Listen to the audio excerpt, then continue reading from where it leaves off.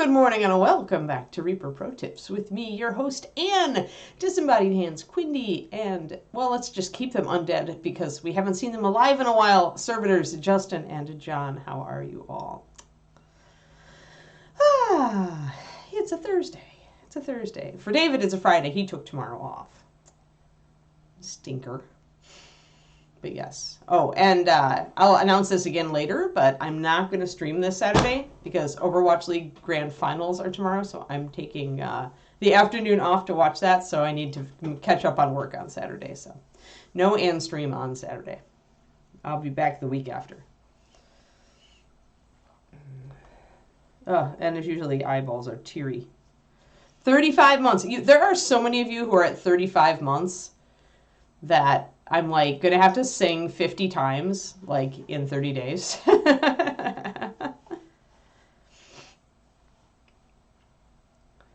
Yes, I remember that Shadow Raven from yesterday. But yes, I expect to be singing like 60 zillion songs come next month. So, Kitty is going to go away for a while, and we're going to work on puttying the base today. We are going to, I'm going to take Kitty off of the base, actually. One thing I do think I want to do is I want to try to carve out just a little bit of this to inset Kitty's base. Because otherwise I'm going to have to putty stonework onto here to be the same level as Kitty's base, probably. And that is going to... it's going to make this step much thicker than the others. So yeah, I didn't want to do that. I kind of wanted, although we've already got a little bit of wonkiness, I guess, because this guy down here takes up so much room, and I'm going to have to make that last step pretty shallow anyway. So I don't know, but I decided I wanted to kind of try to sink it in. So let's see here. Yeah, I think I want to make it, I think I'm going to put him around the middle. That's the best compositional. If I put him too far over here, it's too close to the tombstone, so I want to put him over here. And I'll probably have his base hang off a little bit.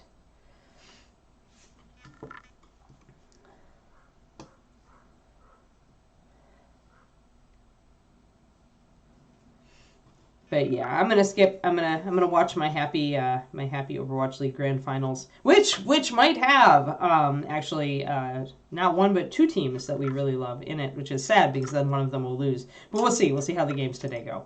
We root for Houston and San Francisco are our two teams. Houston because of my days as a Texan, and San Francisco obviously because we're out here. All right. So let's do that. Let's grab, what I do want to do though is I want to, I grabbed a improper knife blade. I need a fresh knife blade if I'm going to be cutting into this cork. So I'm going to go and pop a fresh one in. My knife blade is pretty old on my knife anyway. I tend to use them till they're just too dull because I like to use them for mold line scrapers. So I actually don't need a sharp knife for many things. I know, right, Big Eiler? The Outlaws taking it would be amazing. Amazing after all the trials and tribulations that franchise has gone through. Like, I don't know because Fuel are strong, but Outlaws would be fantastic. We don't really want Shock to win again since Shock already has 2 grand finals, but we root for Shock anyway because we like them. But yeah, so I don't know. It's been a wonderful grand finals this year. Like anybody who likes Overwatch, like go watch Overwatch League because this is some of the best and most amazing play I've seen, and every match is amazing.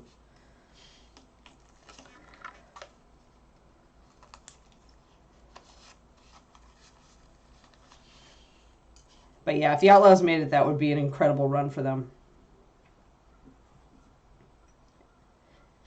And frankly, Dante deserves it after being in this sport for since it began, you know.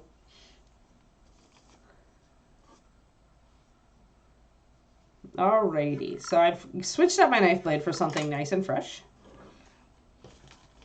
Sharp, sharp, sharp. And I'm going to, now cork is stubborn to slice anyway, so this will make it a little easier. But I'm going to try to take off the top part of this. And I might have to just shave it a little bit at a time. But it is definitely, see, sometimes a knife blade, if it's not sharp, it'll snag on some of these chunks and it'll rip them up. And that's not what I want. I want to lower the level of this uniformly so that I can inset Kitty's base a little bit. So we're just going to work it slowly. Don't get impatient.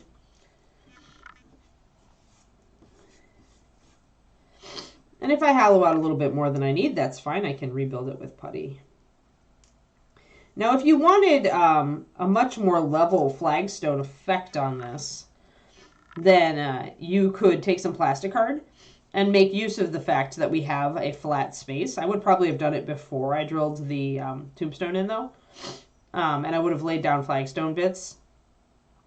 So maybe on a future base we'll do that. I didn't want to do that with this one because I kind of wanted the effect of like overlapping slate instead. Oh, I see. I see. Yeah.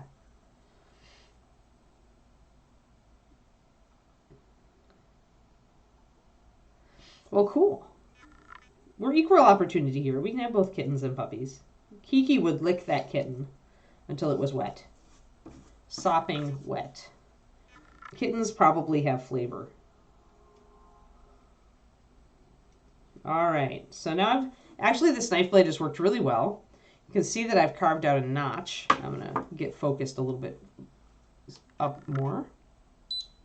There we go.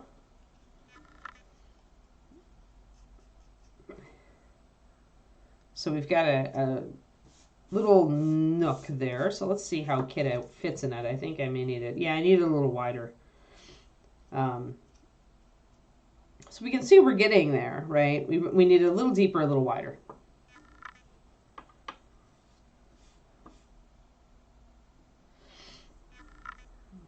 And I'm going to widen it out here, I think.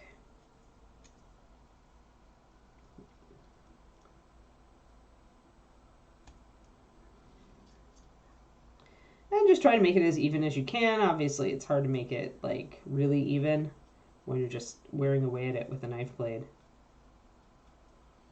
But you can see that my fresh blade is actually really good at slicing real thin sections off of this cork. Surprisingly good. I was expecting it to be a little bit harder to do this, but it is actually going swimmingly well.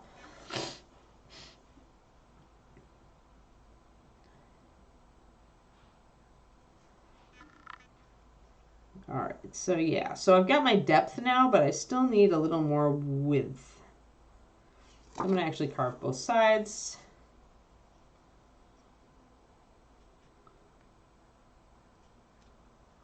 Take a bit out over here.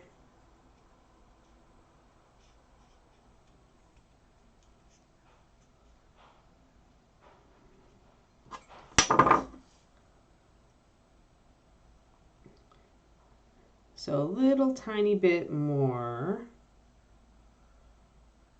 Yeah, a little tiny bit more.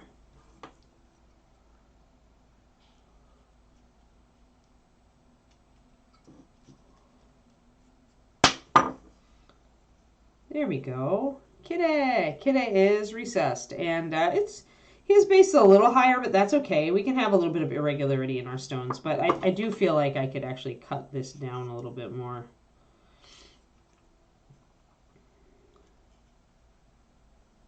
So cut straight down and then cut straight over to take out a wedge shape.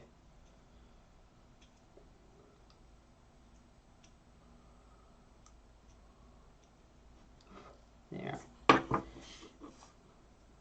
And that's looking good. This side also needs that treatment, though. We need to cut straight down and straight over. Hello, Julie and Bob. I've decided to dig a hole to recess Kitty into so that that top step isn't too tall. So I'm using a fresh blade to cut away cork.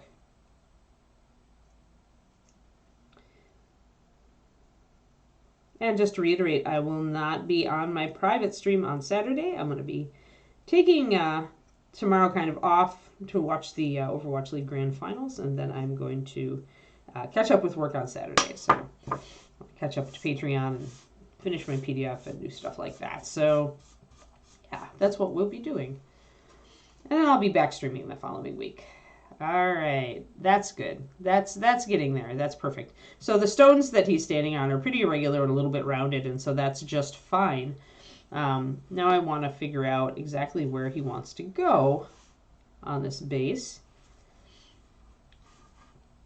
I'm feeling like compositionally having him lean a little bit toward the tombstone is not a bad thing. And I'm kind of feeling like I could sit him back a bit. We've got a little bit of stuff projecting off the back. I kind of feel like this is a good composition here. Hold on.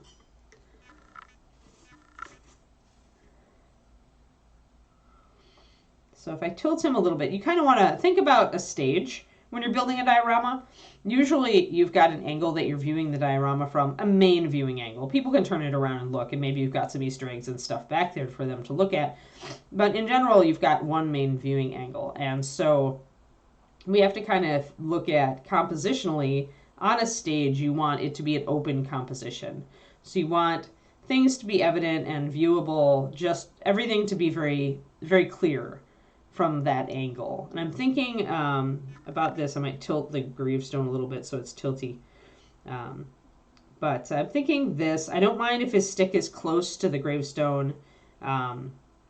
That's pretty okay. I feel like having him tilted more this way and not this way. If you turn this way, you're closing the composition because he and the tombstone are kind of having a conversation at that point. You don't want that. Just like actors on a stage, you want, you can turn the tombstone a bit, but you want him to be more open toward the front so that you can see him. And that's cool. But we still want to be able to see that the tombstone is the tombstone, so we're going to turn it a bit. I think what we want is just about that. We want the tombstone not really touching him, but he can be close to it, but he still needs to be open enough for you to see him and his undead kitty. And yes, thank you for the spam, Quindy. I have all my stuff there.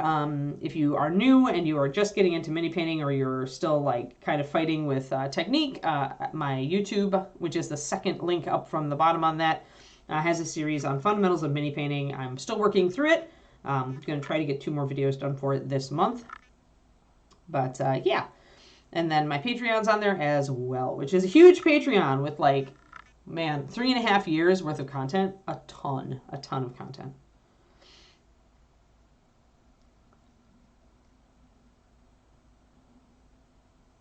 Yeah, Sphinxes are weird, but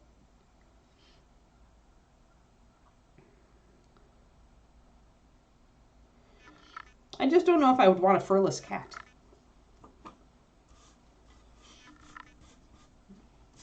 But then I'm very much a Siamese and Abyssinian type of person. I like the dog-like cat breeds. If I had to get another cat, I would look at getting an Abby, because I really loved my first cat was an Abyssinian. My cat, separate from my family's cats. One second, it's one of those days.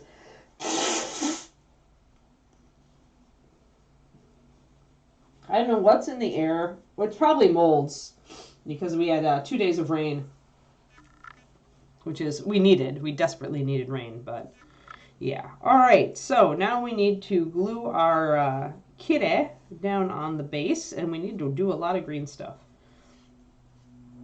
So I could do a pin, but my pin wasn't that great for the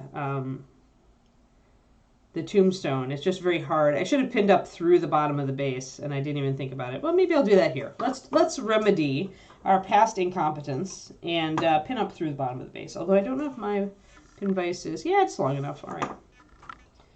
All right. So last time we had problems because we couldn't line up our pin with the hole in the plastic. For some reason, my drilling just was not adequate. I guess I could still do it. Let's try. Let's try to fix it. Where is my... I thought I had tweezers here somewhere.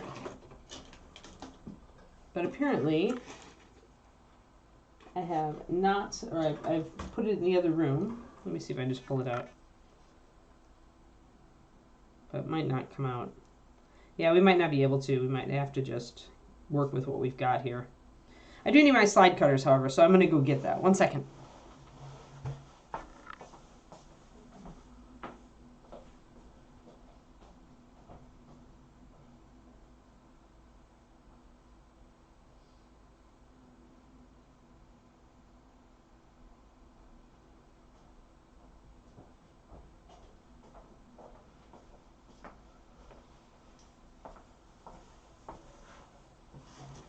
Alrighty. Yeah, I loved my Abbey. Ishtar was awesome. I'm pretty sure you're just a like secret cat goddess, Korniko. Like you have a fragment of Bast in you, and kiddos just know it. That's no, it's not. It's not that it's short, Pendrake. And I wouldn't. Okay, I never do that much work. All of my like David's the meticulous hobbyist. I'm just the how can we get this done with a kind of hacked together approach that still works very well. But the point is not to make it longer, Pendrake. Actually, the problem is that it's not lining up. So what I need to do, yeah, see, that didn't work at all. Well, we can still fix it though. Hold on. Yeah, it might work. Problem is my glue is too strong. So what I should have done is I should have driven a pin up through the plastic base until it protruded up here. And the problem wasn't that this wasn't long enough. The problem was that it was already glued too much in. Like I can't pull it out. It is bonded to its resin. I'm still trying because I can, but pretty soon I'm just going to have to give it up. And just drill something very close. So if I want that, then I'm going to drill there. Okay. So I'm going to drill right next to it. So it's going to be easier to do this in reverse. But yeah, seriously, guys, I'm lazy. Like, yeah, so see? Totally. Fragment of Bast. That's what that is. I want to make the pin line up. I want the pin to go up through the bottom because lining it up through the cork with the hole in the bottom of the base to make sure it's stable it didn't work this time. I've had it work fine in the past, but it didn't work this time. So it's much easier to just insert the pin down here, push it up through that, and then just press down the tombstone on top of it. But yeah, I seriously, guys, like David is the meticulous person who does the LED bases and the and the immaculate flagstones and everything else. And this is so weird too, because usually I am the detail-oriented person. I am the one usually who, there we go. Yeah, I think it came right out. So I've drilled through again from the bottom to make sure that you can see my little pin vise coming out there. No, it's not. I'm re-drilling the hole I had originally. It's not the hole's problem. Like, it just wouldn't, for some reason, sometimes when you just can't see where that tiny hole is, it's really hard when it comes out of the cork, because the cork is soft, it's hard to line up to that hole. You can't see it. So the easy way to do it is just insert the pin through the bottom up to the top, and then just place your, it's easy to line this up. So that's what I'm doing, is I'm just going to do it in reverse. So, but I have to drill a new hole because I had to break off the existing pin in the existing hole. So I'm drilling a hole right next to it. But yeah, but no, I am not, the thought of putting tubing on the end of a pin to extend it, instantly my brain was like, too much freaking work. There's a much lazier way to do this. A lazier way to do this that doesn't require me to have tiny tubes. But yes, I'm afraid that is me and hobbying, guys. Whenever I can do it without reaching for a different type of thing or a different material or a new thingamabob or whatever I can just do with the materials that I'm used to is what I'm going to do. Yeah, right, spoons. It's all about spoons. My spoons are precious. Hey, guys, but look at this. So the cool shavings that I did, all of these really thin cork shavings would be really good for slate. like in scale slate chunks on a base. So if you put down glue on a round base and you essentially, you know, put this stuff on top of it just so it settles like this, it would be fantastic for kind of a tumbled, ruined slate kind of environment. I really like it. So anyway, I'm going to save all this debris and do just that. Because why not? Okay, so now here we are. Now we just need a long pin, which we can take off of our beading wire, as all I use is 24 gauge. It works with a number 75 drill bit perfectly. I find from my pinning that I never need a heavier pin. Heavier drills are useful for various things in the hobby, but for pinning I just use small. You just want a little extra strength. And I use brass wire and not stainless steel paper clips because I don't like having to use an actual wire cutter.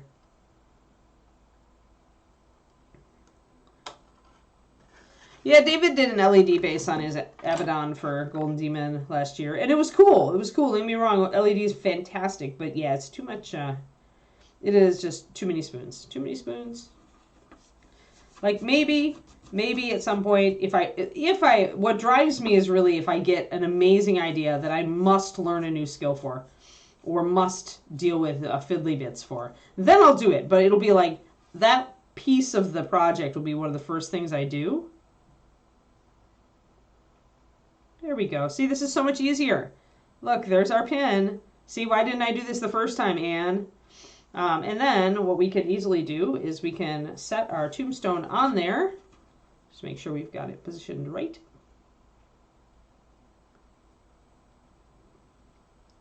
Got it right on there. Ah! And then we can essentially just glue it in and snip off our pin down there. So this is gonna go in just fine, I think. I'm holding it in place on the bottom.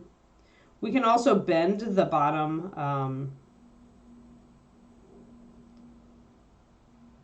There we go. We can bend the wire on the bottom as well, or clip it off, either way. But yeah, there we go. So now we have rewired. We have rewired our tombstone. Huzzah. See, and that, again, is too much. I don't find that extra strength is necessary. Like, I don't find that spring steel is necessary. I like to be able to use hobby clippers and not destroy them. And I don't know, I've met too many people who have, like, gotten dangerously close to getting a bit of spring steel embedded in their eyeball, and I'm just, like, not. I'm not all in it. It's I'd much rather use the brass, which is much softer, much easier to clip. Comes in all sorts of sizes, so you can use whatever size you want. It's just so easy to work with. I'm not a big fan of the spring steel. I have yet to see the model other than the ancient Emperor Dragon from Games Workshop, which needed you to run steel rods into its wings to keep them from bending. I have yet to see the model that really requires spring steel pins. So that's just my philosophy, though. But I understand people use paper clips because it's cheap, right? And you've got them at hand, so you don't have to buy extra supplies. And if you don't mind using an actual wire cutter, sure, go for it. You know, it's you. It's not me. And if you are working with old models that are heavy and metal, then I can see it. Like dragon wings. If you have metal dragon wings, like some Dark Sword dragons or something, yeah, spring steel. I could see it. But it's like, for all the stuff I work on, usually now I'm working with like resin or 3D print or something. I work on metal so seldom now. I don't think any of my large models, like I still have some Dark Sword dragons, but they're not high on my list to work on, and I may actually just sell them on eBay.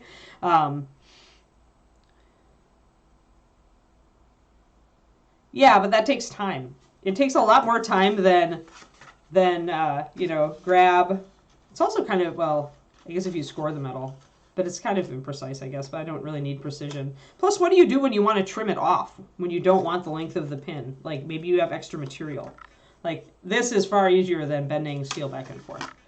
It's just that you're used to it, and it's what you do, and that's cool. If it works for you, do it. For me, it's just the material is difficult to work with, and so I just don't. And I can't be precise with trimming it if I'm going to be that bending it like that. You embed in the end in a cork coaster. Yeah, that makes sense. That makes sense.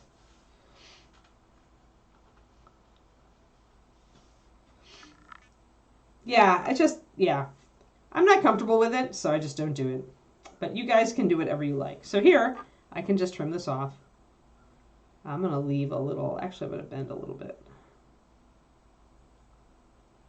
So I can twist my pliers and bend, and that will help to hold the model in place up top. And I can just trim it off real close. There. And then if I want to, I can just bend that further, which helps to set it in place. And then I can glue. Yeah, I mean, that's what this is. This is just beading wire, jewelry wire. And just pay it like, it's good to get a bit that's just slightly, ever so slightly bigger than your wire. So for me, this is useful because 24 gauge wire, they tell you on the back that that is actually equivalent to 0.51 millimeters. And the number 75 drill bit is a 0.5 millimeter. So I have 0.01 millimeter in excess.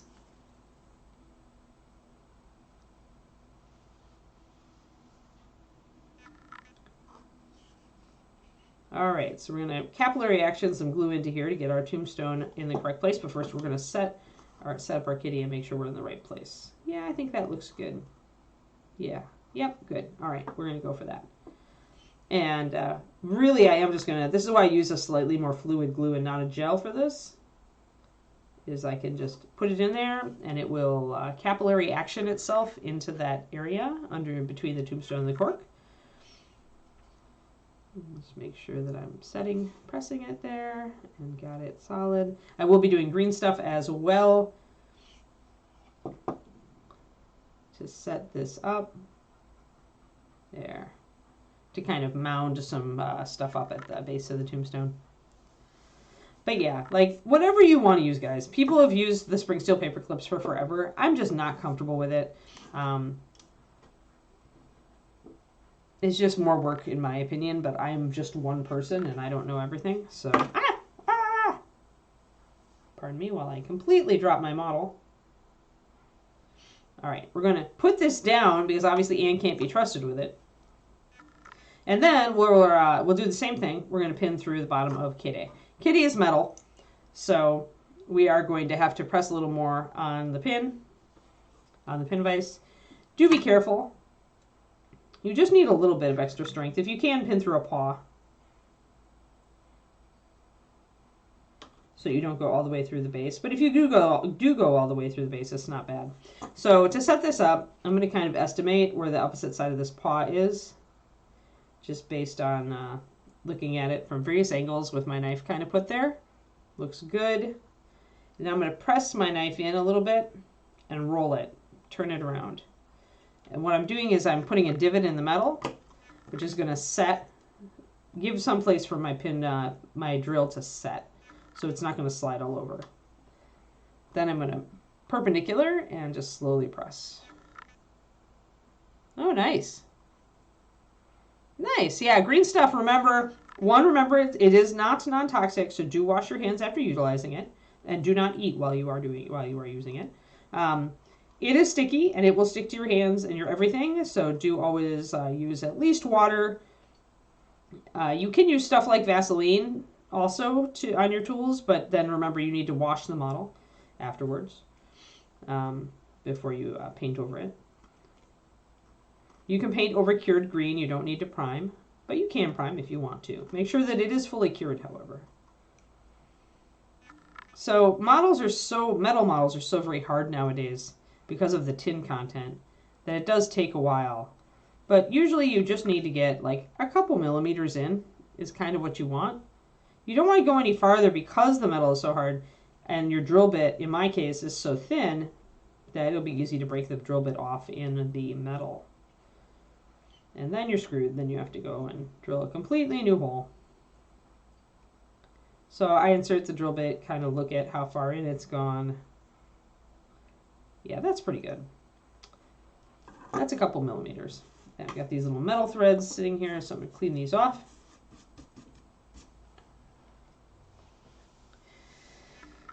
Yeah, but always I use water usually for my lubricating material to keep the green stuff from sticking to my tools and hands and stuff. There is a learning curve to it, Ancient Marvel, but it's not terrible. It does take time to master.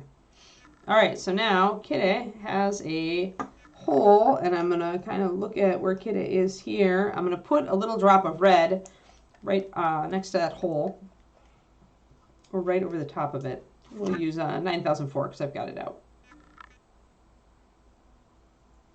And I'm just gonna put a little tiny dab.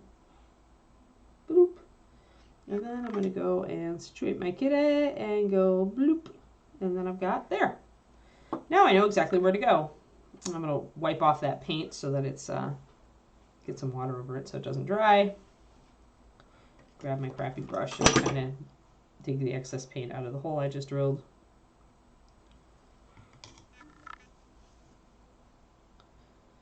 Water and lots of curse words. You know, if people weren't so, like, seriously, if people weren't so into brush licking, I wouldn't have to say these things, Big Apple. Yes.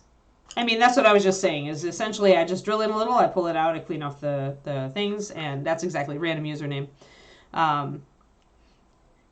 Yeah, you can. I mean, that's fine. As long as your model is thick enough that that width of rod is going to be fine for it.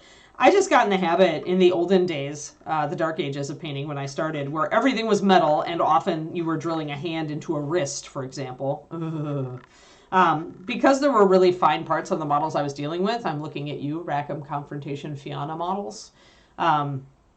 I essentially settled on a very fine drill bit because I was always working with really small things. I run into this on dark sword models too a lot, where they've got really fine joins and I've got a pin and I need a fairly small pin. And then I just got in the habit of using it. And once I got used to using this this fine of a drill random user, I just found that I don't break them anymore. Like it's been years and years since I've broken a drill bit off, like at least a decade. So what I found when I was using this stuff in metals class in college is what our pretty much what our advisor, what our instructor told us was, you acclimate to it, you get used to the amount of pressure that you need. Just, you know, go slow, be careful, and pull it out and clean off your threads a lot, and you won't break any bits. But that's why I use a real fine one. It's just because I got used to using it, and it means that I never have to switch it out. I can pin the finest thing and not have to switch out my drill bit or my wire at all. So that's why I use it.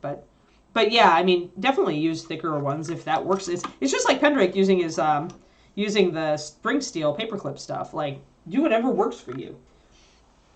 I use thin ones just because I find these days especially I don't need anything more, and it works for everything. Like, I have yet to find the thing that's so thin I can't drill it with a .75 drill bit. So yeah, all right. So now we've got our mark for our kitty's paw. And I'm going to pretty much put my drill bit right down on the middle of it, and I'm going to just drill down through this. We'll see if my drill bit is long enough to punch through everything it needs to punch through. Obviously going through cork is really fast and easy. And eventually I'll hit that plastic, and I'm hoping I'm going to hit that plastic soon. Yeah, I've got it. Can tell because there's more resistance. And I'm just going to drill through. And I do see it coming out right down there. It's right up against that plastic, which is not ideal. So now I'm going to wiggle it gently, wiggling it to get it back out. So what I'll do now, since I know roughly where I am, and I've got this hole right here, but I want it to be over just a little bit more. So I'm going to come up through the bottom in a different, slightly over, so that I've got a little more room. And now I'm going to drill up. So repeat my drill, but go up. I'm not going to be able to go all the way up because this this ridge down the middle is stopping my drill. So I'm going to take a piece of wire and see if I can thread it. Yeah. Yeah, Cornico, exactly. Yeah, or 1980s era female. Yeah, anything. Right. Yeah, so there's a lot of like stuff I use tiny drill bits for, and there isn't anything that I use big drill bits for. So for me, that's why I do it. But then again, I'm not working on monsters or dragons or things anymore for the most part. They're all like a lot of investment, time investment for me with how slow I paint. But yeah, I mean, the basic rule in miniature painting and the basic rule in any art is, you know, if it works for you, do it. Like, as long as it's working, unless there's something about it that you're dissatisfied with, then you should look at changing it. But if you are happy with the way things are going and the way it works for you, then keep it.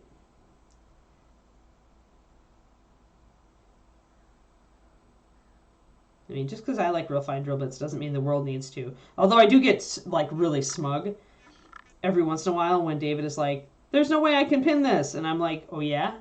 I can pin anything. I've yet to find the model I can't pin with my tiny little drill bits. So I'm just straightening out this wire a bit. Since it did come curved, I am getting it as straight as I can get it before I put it in there. There we go. All right, let's try to sink this through the top, and then we'll come back in. Yeah, well, and it's actually affordable, right? Like, dragons had to do something for people to still afford them. Let's see. Oh, this time I actually did it. So, okay. So, see, this is what happens most of the time when I do this. I'm able to sink the pin right through, and it lines up just fine with the plastic. For some reason over here, possibly because the cork was at an angle, because I wanted it a little bit uneven, maybe that's why my pin didn't go all the way through easily. But this time, my pin went great. It just went right through there. It's stuck on the bottom. I can just put some glue in. It'll pop in. You know, I can put glue up here, and I can put Kitty on this. I do have to trim this a lot, though. So first I want to get it set. Where's my glue? I'm going to put a drip of glue down here. And while I'm at it, I'm going to put a drip of glue over here, too. And then I'm going to put a drip of glue up here.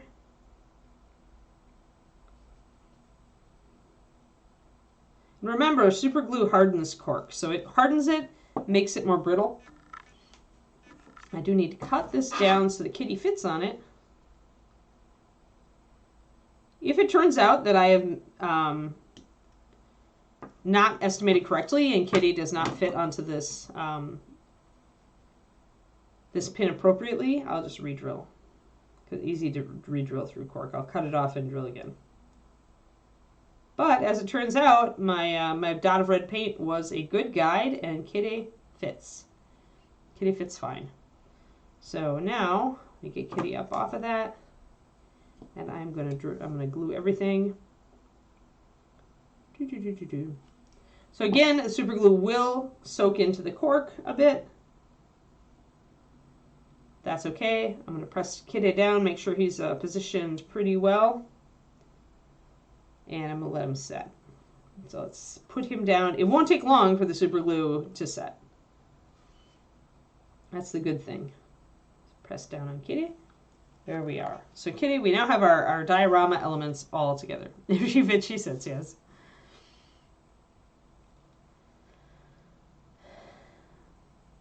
But yeah, I mean, dragons just got prohibitively expensive in metal. And it was hard to cast them because they're so large, you'd get a lot of heat pitting, so it was really hard to get a good cast. So yeah, it's a better world in that we have dragons now that are affordable in Bonesium. I mean, obviously a lot of people still like to go to resin for dragons, but then, you know, the price goes up accordingly. I have a bag. I'm going to put I keep a lot of tiny plastic bags all around. They're beading. They're used for beading and other crafts, but like tiny plastic bags for keeping little hobby supplies. I'm going to keep these shavings, these cork shavings in there. And remember that next time that I want some slate, I'm going to do cork shavings. Do experiments with that. Sometimes you figure out a happy accident like that. Like you're like, oh, this looks like slate. It looks like slate that's actually to scale with 28 millimeter. So now that I know I can do that, I can turn around and use this in a future project, and everybody will be like, how did you get that? And then you'll be like, haha, I did it this way. That's how that's how people discover things in the hobby. Happy accidents are totally a thing. Bob Ross would love it. All right, side cutters. I probably need to move you into the other room tonight, so put those over there. Keep curing, kitty. Probably needs another minute. Any questions? Yeah, dragons. I mean, best. I'll even say this, and I'm not an airbrusher, but best way to base coat any of those big dragons is with an airbrush. You just get a nice even base coat. You can do some basic shadow, mid-tone highlight. And it just saves you so much work, and it's such a nice even tone, and the dragon will already look good, and you'll be excited. Then from there, it's up to you. Think about before you base coat your dragon. Really think about whether you want to be, how you want to be doing shading on the scales. So for me, I find that I don't like the way that washes look over dragons, usually. So instead, my base coat starts very dark. And all of my scale painting then is highlights, just to bring out the scales. But like, you could also do, do your base and then do a shadow under and do a highlight over the top. And then just do like some lining, like some with real thinned paint between the dragon scales, just to give them a little bit of shadow to stand out. And you could do it that way. So there's all sorts of different ways. Well, obviously you should ask for it for Christmas, Kodiak. That allows you to go online and like peruse all of the fancy, awesome airbrushes and ask everybody for, like feedback on what airbrush you should get. And then you can put it on your Christmas list. And at least like the basic one from Badger, the Patriot, I think, is the one that people like. That's a very workhorse airbrush. It's not going to do any fancy bells and whistles, but it'll get things done. And that's not very expensive, as I recall. So definitely put it on your Christmas list. If you don't have a Christmas list, get one. I think none of us are ever too old for Christmas lists. This is my personal opinion.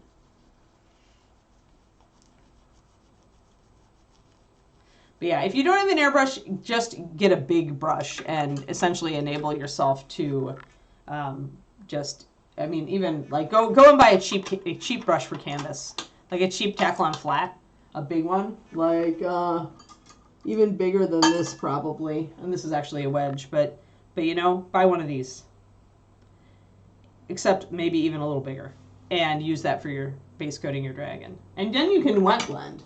If you've got a nice big flat, you can wet blend the dragon scales between the highlight and shadow and stuff. This is one of my, we can tell it's for terrain. I use it a lot. But yeah, so the flat like this is a size 8 flat. Very cheap, synthetic, from Master's Touch, which is a Hobby Lobby brand, I think. Never had a Christmas list? Wow, Pendrake. I like Christmas lists. Even if you don't have anybody to buy you presents, you can like just keep a list so that you don't forget that, hey, I really wanted that thing. Because, I've got the brain cells of a gerbil sometimes, and I turn around and it's a whole new world, and if I don't remind myself, hey, there's this cool thing out there, sometimes I'll forget. Believe it or not.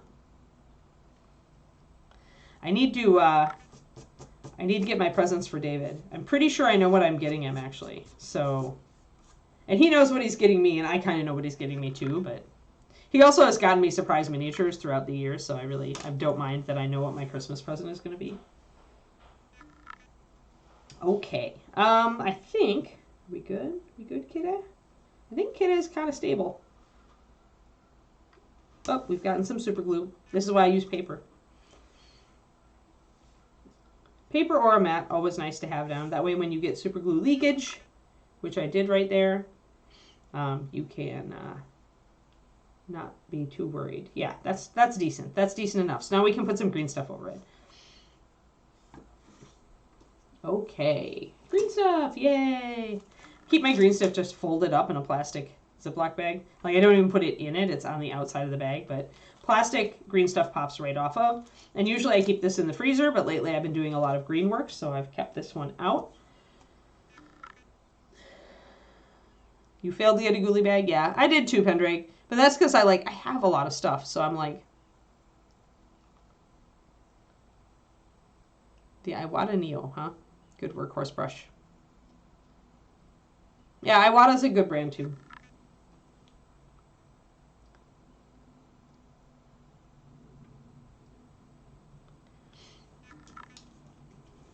Alrighty. Yeah, right now I'm sitting really pretty. I bought a bunch of different metallics. Oh, I got my Turbo Dorks. Turbo Dork metallics. I got the Pearl, the Pearly Gates, the white metallic, and I got Pucker, which is essentially like a new gold color. It's a yellow metallic, but it's essentially a very, very bright gold, which is pretty much the two colors I like to use. For the Pearl White, I can just add a little black and have a workable silver. So, but yeah, I'm excited to try these, and I also got some tube paint ones from an artist company. So I'm going to be playing with those too. But yeah, I thought I would do some stuff on metallics for the Patreon because I don't think I really have. The nice thing about the Turbo Dork, I have to say, is the seal. Is the fact that they do have it like sealed. And so, you know, I haven't played with these at all, but I'm going to put a little drop. Ooh, I like, okay, interesting consistency. A little thicker.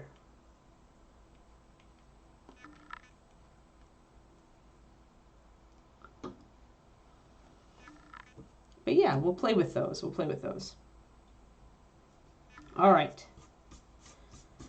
That said, here is our green stuff. And I'm going to green stuff around Kitty first, I think. Because I want to get him blended in, then I'll work down.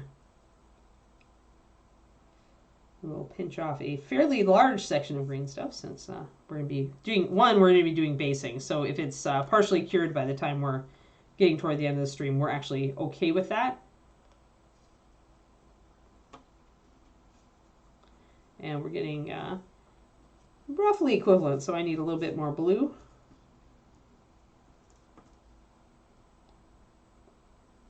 And always snip away. Like, don't pull it from too close to where the two strips join, because this down here where these two join are cured. So you get lumps. You don't want lumps. Nobody wants lumps.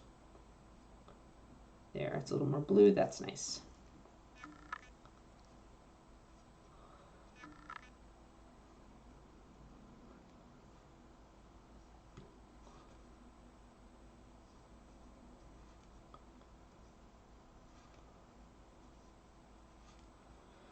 Yeah, I decided to do a lot of metallic stuff for my Patreon coming up because I really haven't done a lot on it.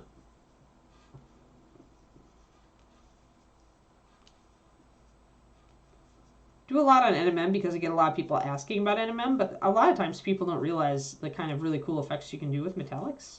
They're just thinking of very simple applications. So, yeah, that's what we'll do. All right, so there's my nice uniform green color. Make sure that you mix it until all of the different colored little threads are uniform green. And then we will take out our tools. Mostly, I'll be using just a plain old metal, accidental tool, my spade, for making the flat stones that I want. Let me get my green stuff here, and we will, a little bit isn't mixed in. I just saw it, so I'm going to mix a little more. Had a little tiny thread of blue and yellow running through the bottom. There. That should be good. Okay.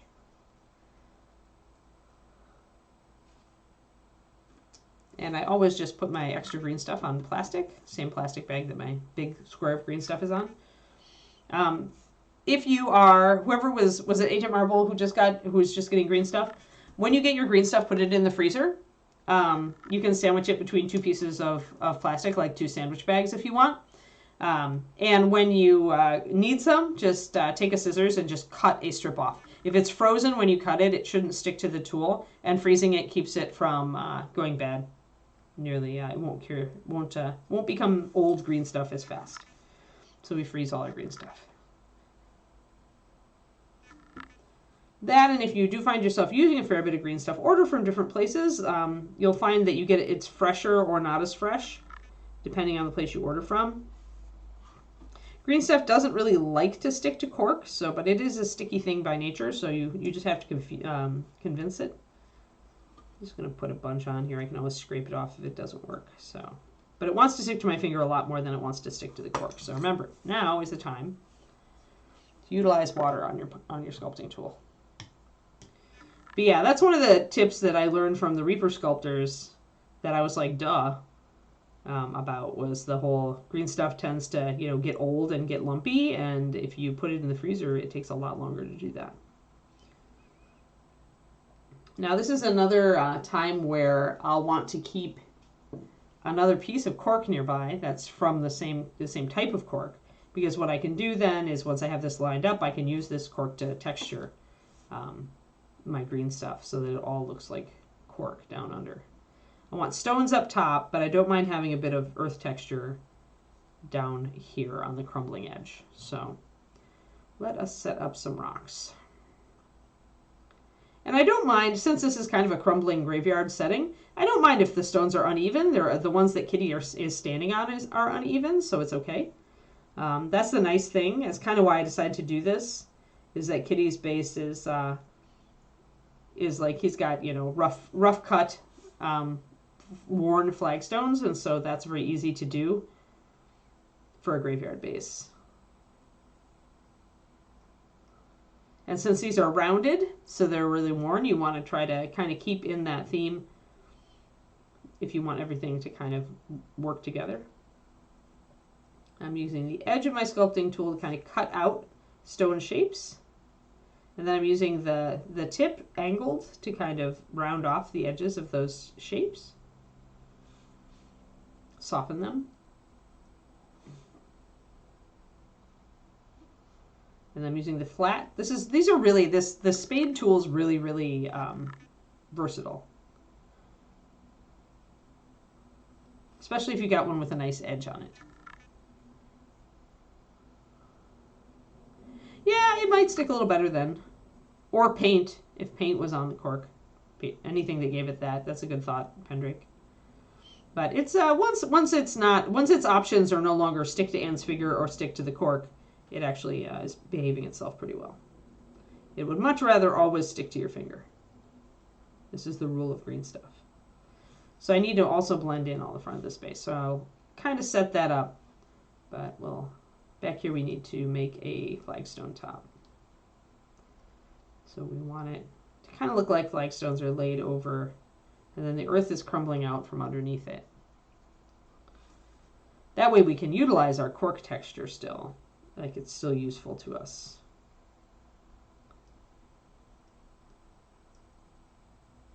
And I can use my edge again to cut. Let's get a little closer. Remember to re-water your tools every once in a while. Your water will evaporate.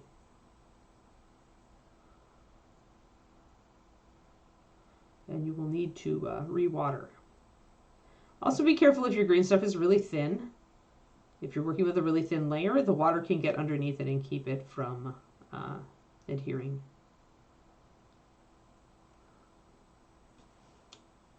So here on the outside edge is where I'm going to use this to texture. I even have a very long prong of it, which is useful. And if I utilize this when the green stuff is still pretty fresh, it's fairly soft. It's harder to imprint texture later on as the green stuff gets kind of stiff. So I can use various edges here to smush this green into the cork and to keep some cork type texture in it.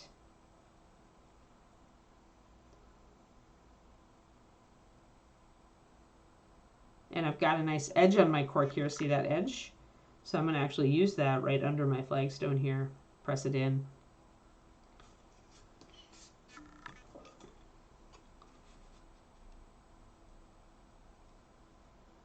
Yep, yeah.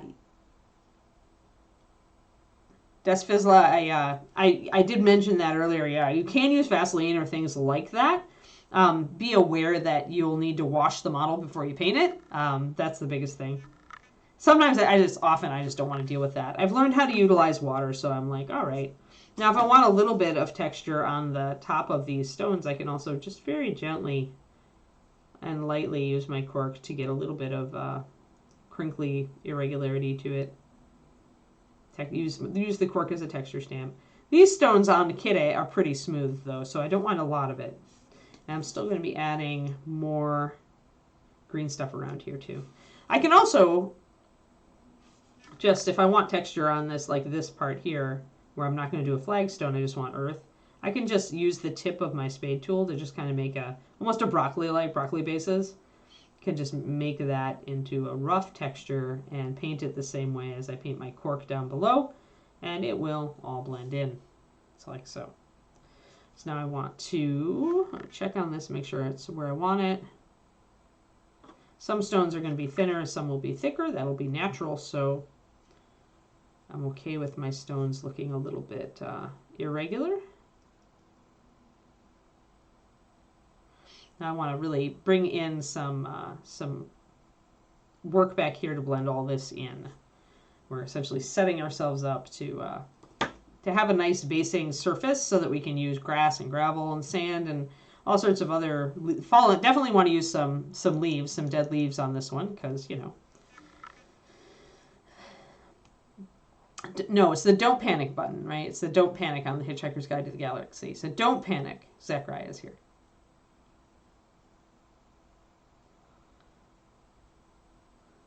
So, all right, let us get more green stuff back here.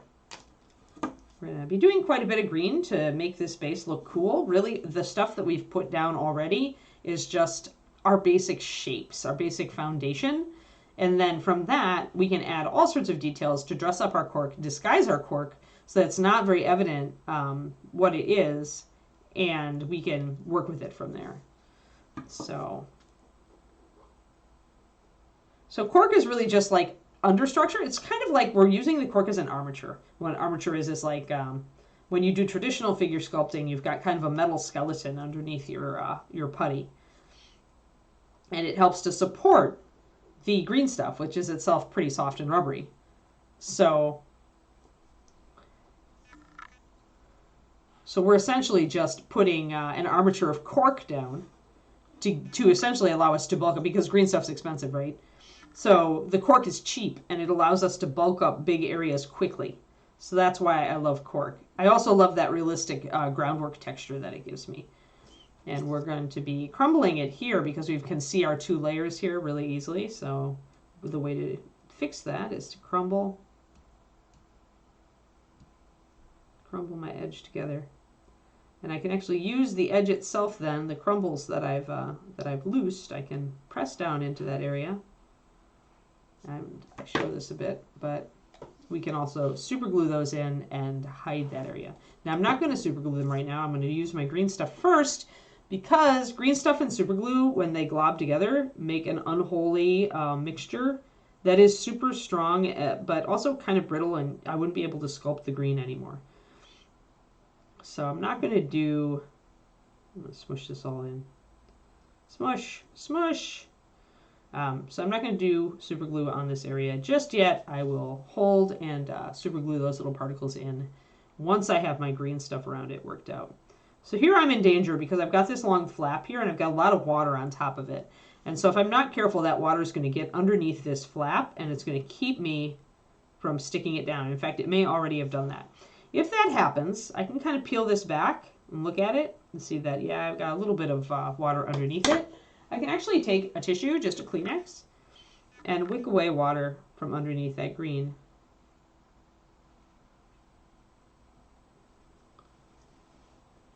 Give it a second to dry, blow on it a little bit, then stick it back on, and it sticks much better.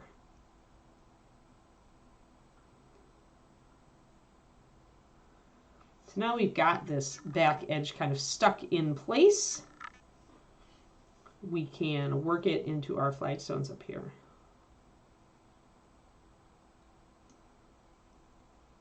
Now here I can decide whether I want, I've got an option. I can extend these flagstones or I can make a new flagstone. In this case, I think I want to extend this big one on the back of the kitty. So I'm going to match up my edges with the point where these stones come together. And I'm going to press my green down flat onto this metal, the kitty's base, and kind of press it and spread it. It's like you're pressing it down and spreading it like butter over bread. Very goopy, viscous butter. And I've got a bit of an edge here, but that's fine. I can come back and doctor that up in a bit. I'm going to go over here for a minute.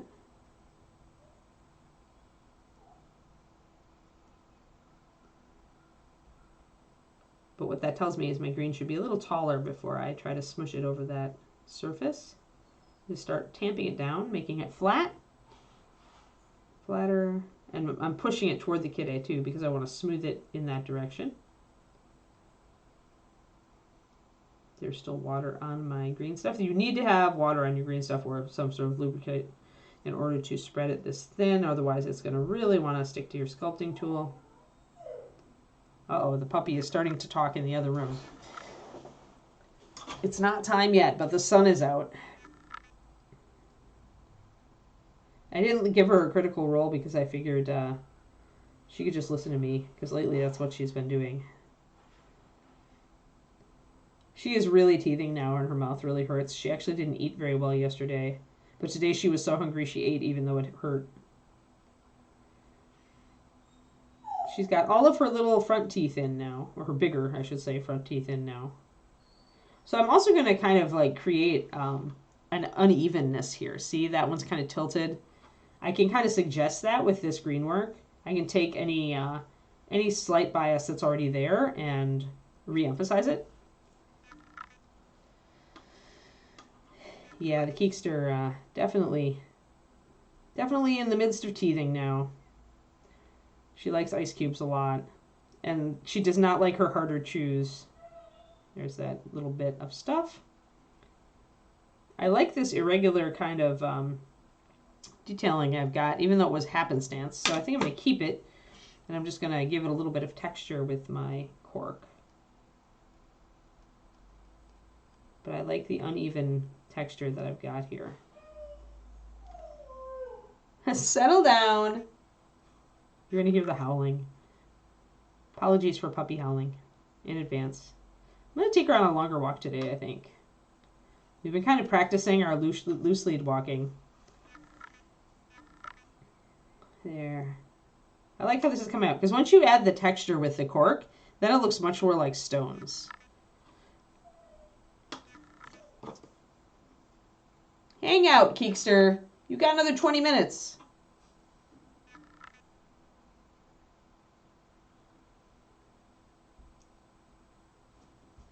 And we can just use our tip of our sculpting tool again if we want to, instead of using the cork, or if we're in a small area where we can't really use the cork. But there, we were able to set that up. And here, where I've got a bit of an edge here, I think what I'm going to do is I'm going to just press down and leave the edge of the base there as a little bit raised, as if it's just like a slightly protruding section of slate. Like, you know how slate is uneven? It's got kind of a sheet on top of sheet of stone kind of feel. I can just do that. And in fact, I can put another kind of an edge here where I have a slight overlap here, create another step to emphasize that kind of quality. I can use the tip of my tool too to undercut that. So you can kind of see it there. So essentially I'm working with what I have, and I'm just choosing to try not to sculpt completely over the texture, but just to be consistent with the texture that I want. To use the existing base as kind of a feature. Essentially use as much of the existing base as suits you. If I want to get in there with anything that's not quite as hard, which is a little softer, a little easier to blend in, then you use your clay shaper tools. Always get the extra firm. The soft ones I find are too soft. The extra firm are the black rubber, and really they're soft enough for you to soften edges with them if you need to. Or if you find that you have a tool mark that you need to buff out, they're really useful that way. I use the chisel every once in a while for this sort of stuff, as you can see. But more often, I'm using the taper point, which is the rounded cone, to smooth green stuff. That's really useful too. So those two shapes are really useful. David uses these for sculpting also. Sculpting, like finer sculpting. He's made tiny flowers using them in green stuff. Yeah, pine bark is just out of scale for 35 millimeter or 28 millimeter.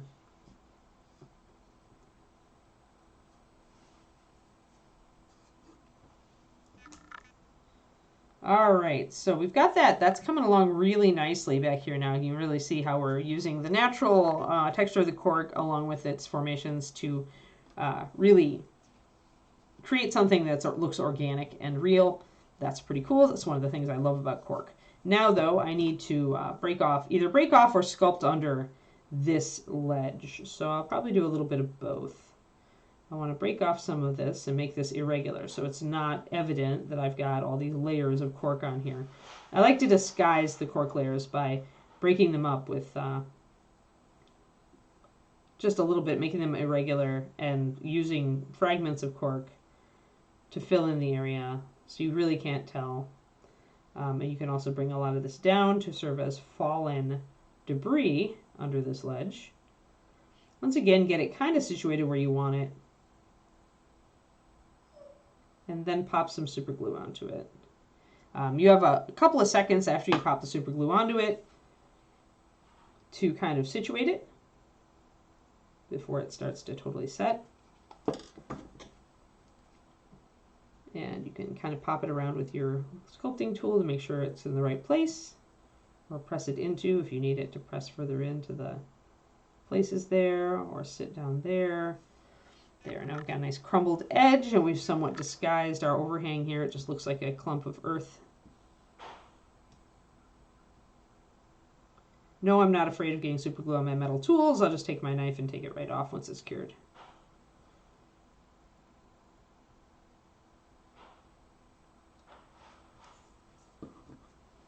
We'll try to wipe off as much of it as I can beforehand. But if you get super glue on your tools, just let it set, and then take your knife. See those little shavings? Take your knife and take it off. You can also use super glue dissolver, right, to just soften it and wipe it off. It's up to you. Whatever floats your boat. There. We're all good.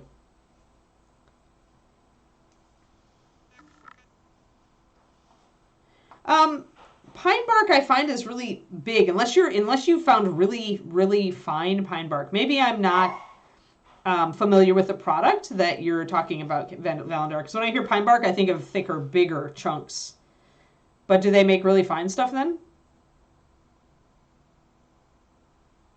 Or are you thinking of bigger chunks used on basing, for example? Because I have seen that, and yeah, that looks pretty realistic. Ah, I see. Got it. Yeah, I've only ever seen it used kind of clumsily, I'm afraid. Kiki, settle. So I've never seen a really good use of it, I guess. Or maybe I didn't realize what I was seeing.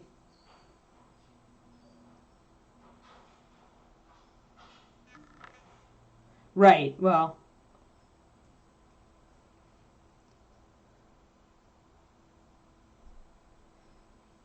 Gotcha. You're one of those Michael Proctor types who just goes out in their backyard and magically finds amazing basing materials. We're not jealous of you at all.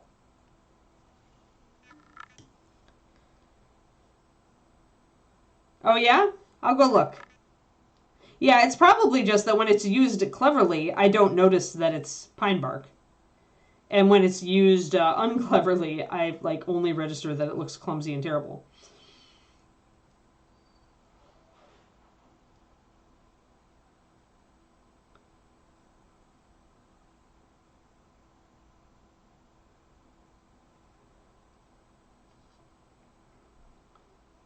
I don't know if we have bark around here that I could use. Do you delouse it before you use it, Valander? Like put it in the oven or anything? Like is there a treatment that people should be aware of when you're using natural materials?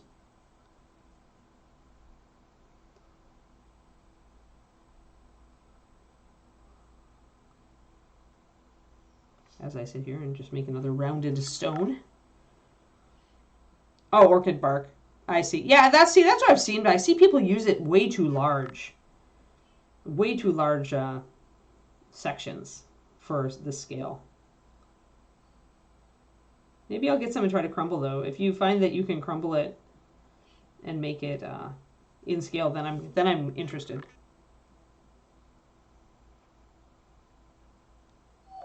Yeah, it makes sense to use it for things like cliffs, right? Because then it's not out of scale.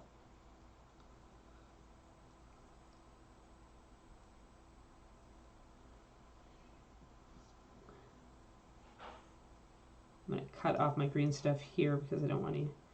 Well, maybe I do want it here. Well, we'll see.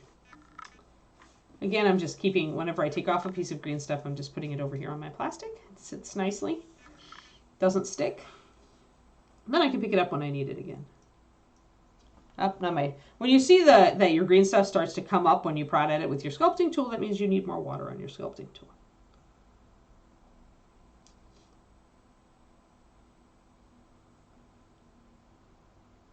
Now I've got possibly a little bit too much water, but as long as everything is sucked down, I'm okay with that.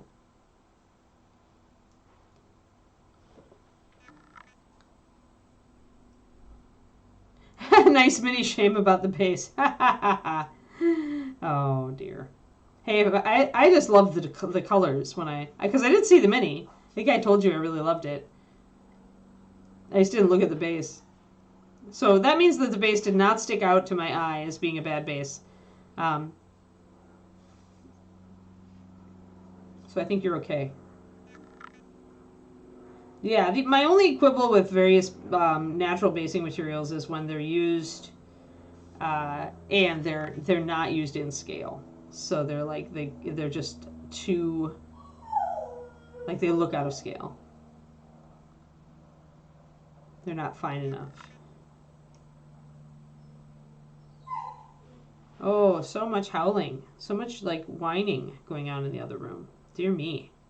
So I had to pull that piece of cork off of there because it really wasn't suitable, wasn't fitting, but I can use it as fallen material down here on the base, which there should be some fallen material on the base. So now is when I do want to start keeping my cork chunks. I'm going to ignore you know who because it will just encourage her if I don't. Globo glue. Make sure that that is nestled up against the base there. Excellent. Wipe off tool, just in case super glue is on it. And of course, as this cures, it's going to help hold Kitty's base into the greater base here. Right, or the used as is and twigs look like twigs and logs. Right, exactly.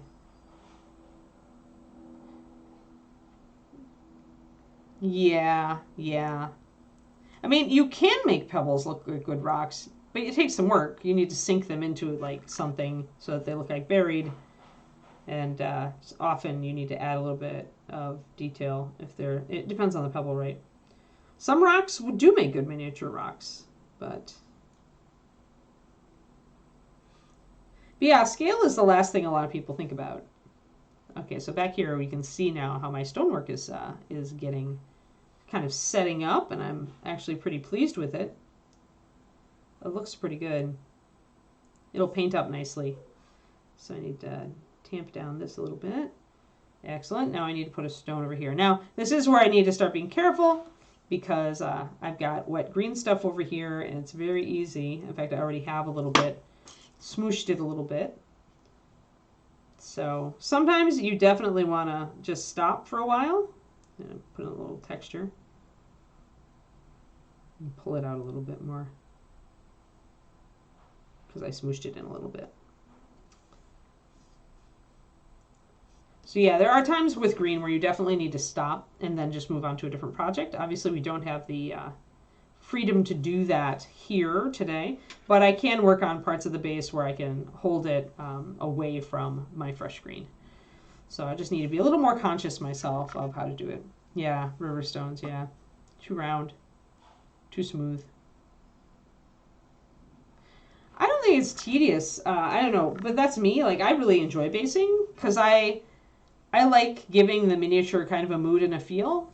As long as I have an idea for the basing, I'm pretty good. Sometimes I run out of ideas, or if it's too much work, like Magic Carpet Guy, where I have to wait until I have a really good idea for how to do it and then execute.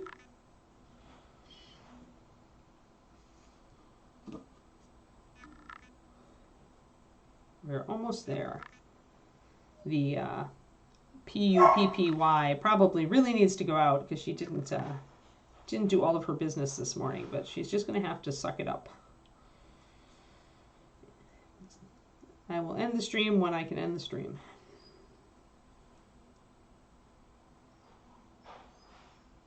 But yeah, basing can be fun. And really the thing with basing, to keep it from being tedious, is don't just do it for the sake of just throwing some crap on a base. Actually think about where your mini is and try to choose elements that give you that sense of place, right? Got a little bit of water on my cork here. Probably is not going to do well. Yeah, that's not going to work. All right, so we have to move to a different part.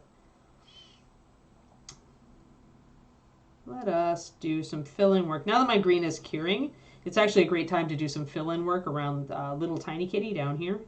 Undead kitty.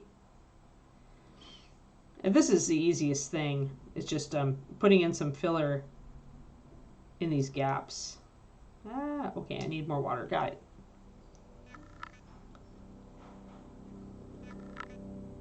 But yeah, so basing can get quite addictive once you are kind of in the mode of thinking where it's like, where is this character? What kind of cool surroundings are they in? What are they doing? Right? And that's when basing can get really, really fun and where you can get really into it. And that's like where like the historical guys are famous for that, and building their historical dioramas where they pick a particular place and they create like this scene, right? And it's no more work than painting a figure. It's just a different kind of work. So some people are attracted to it and some people aren't. Like some people really just don't enjoy basing and would rather paint the figure. So here I'm going to create kind of a layered stone effect on the edges here to go with everything else. And I'm going to just kind of flatten it into there. And I am very much just kind of pushing the putty into place and then looking at the shapes that I've made with my random pushes and seeing if they make good rocks.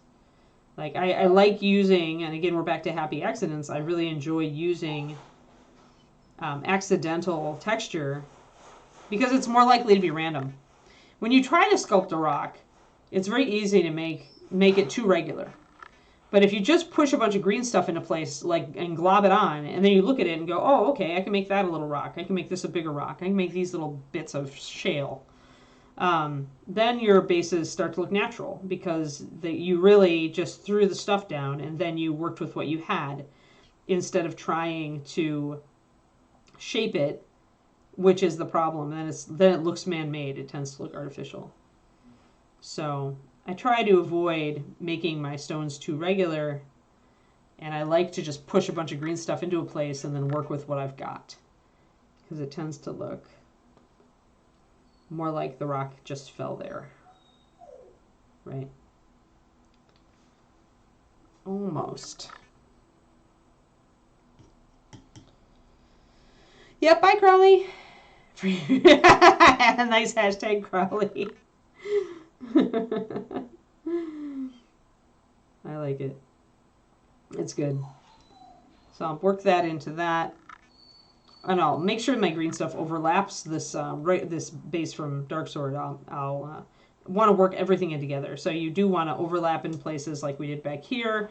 And here, you know, you want to work around it. You want to utilize areas like continuing the shapes of the stones back here.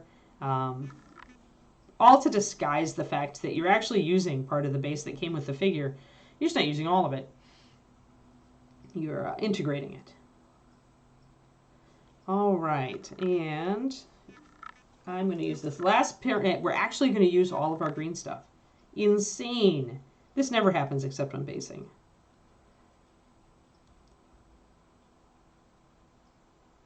So I'm going to make a long sausage there. Put it in there. Get my tool, have more water on it, and start smushing. Smush, smush, smush. Back here, I won't bother to sculpt rocks. Back here, I just want to have some filler that can be painted like earth and fallen debris. So I want to kind of blend it into the cork here.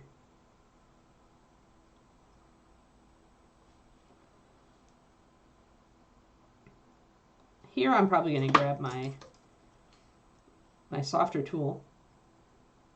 I can smooth things out a little bit without those jagged shapes.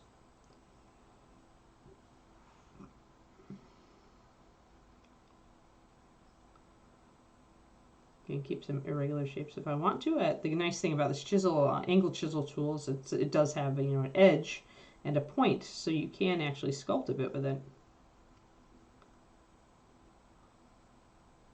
And you can smooth with it because it has a rounded back.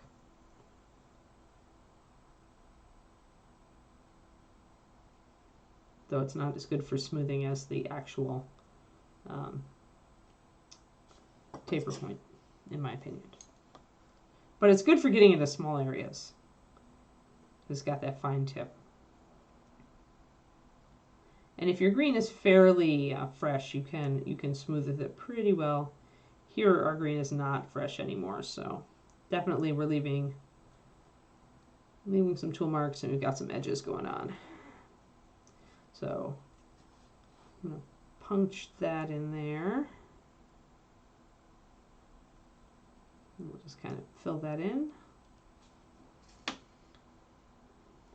So I can essentially use some gravel or some sand, or yes, exactly. Actually, I was going to plop this here. And I have the flakes down in the drawer. I don't know, the flakes are a bit big. But if I had crumblies, cork crumblies, well, here's some crumblies I didn't get earlier. Come here, crumblies.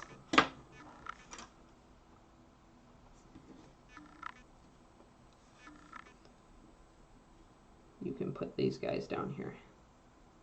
Just kind of press them into the green stuff. There we go. Got a little flake here that I got to get over here. There.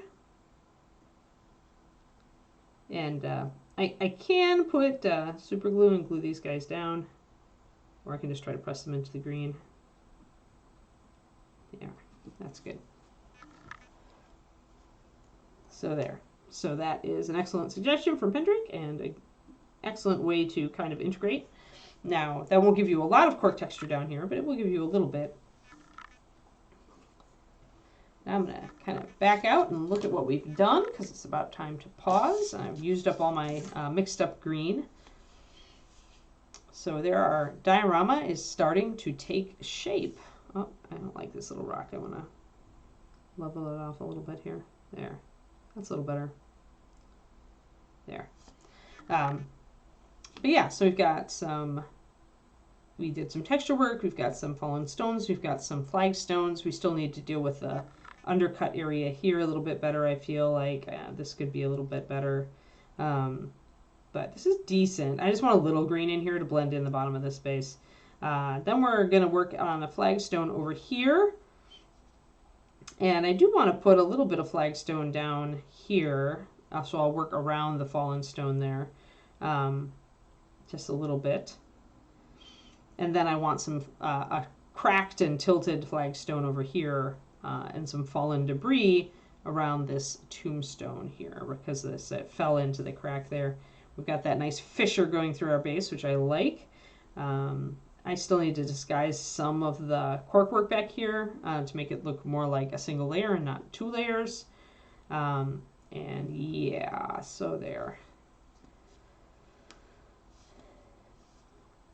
And one thing I could have done but didn't do is I could have actually sliced off some of this slab so that all my cork isn't the same width. So that's another thing you might do, is you might build up some cork areas to make them a little thicker and make some thinner so that it isn't immediately evident. It's all disguising the fact that you're using the cork. So yeah. So Kid A is coming along. He's firmly attached to his base for the first time. And yeah, and we can still get to and paint everything. So we're looking okay. And yeah, there's our Kid A diorama is coming together. I'll put my cork back here. Thank you all for tuning in. Tomorrow, Friday, we have to think about basing again, or I have to start a new mini. We're back to our Ghostwalker, and we've got very little left to do. We really have very little left to do. I need to do the back side of the sword. I want to touch up the skin a little bit and make it a little lighter. I think otherwise I need to do a little bit of the back of the leather. I'd like to bring that up a little bit. Mostly it's touch-up time. Like it's she really just needs to be put on a base at this point. So I'll think about whether I just want to continue her cobblestone base or if I want to do something more interesting to it. And maybe I need to figure out what the next mini is because we're about to finish this one. So yeah. So yay, Friday. So maybe we'll have a new mini reveal. I'll have to look at my collection and see what might be on the docket to start. Yay. Thanks everybody. Thanks for coming along. Kiki is ready to explode, so I'd better go and rescue my papa. And I hope you guys are having a good start to your November. Oh, and Kiki hopes that you have a good start to your November too. Right, Keekers? Keekers, howl! Oh! Can you howl? Nope, now she's quiet. Have fun, everybody. Bye-bye.